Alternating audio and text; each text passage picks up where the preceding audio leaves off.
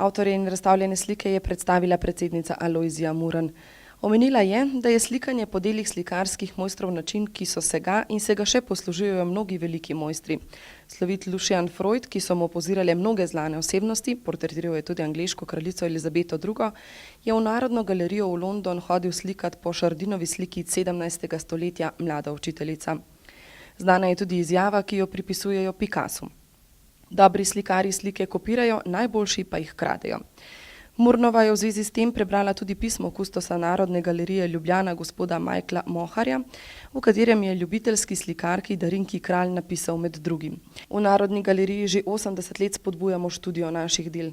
Vse odkar je galerija v Parizu naročila mavčne odlitke mojstrovin iz Louvra, ravno z namenom, da bi jih lahko kopirali.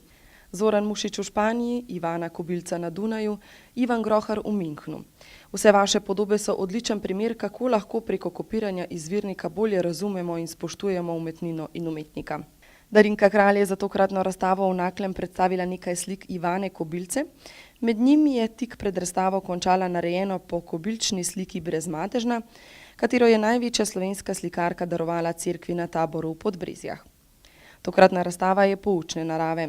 Znana dela Moneta, Van Gogha, Cezaneja, Rubensa, Noldeja, Kobilce, Groharja, Sternena, Jakopiča in drugih so si vzeli za zgled in jih posnemali slikarji Rajko Bogataj, Marjan Burja, Maja Cerar, Lojze Demžar, Francka Globočnik, Nada Golob Pignatari, Zofka Hacin, Darinka Kralj, Dragica Kurilo, Dragica Markun, Alojzija Murn, Zdravko Purgar, Branko Škofic, Zlata Šmid, Mija Šubic Kramarič, Jože Valenčič, Marjan Vreš in Izidor Vrhovnik.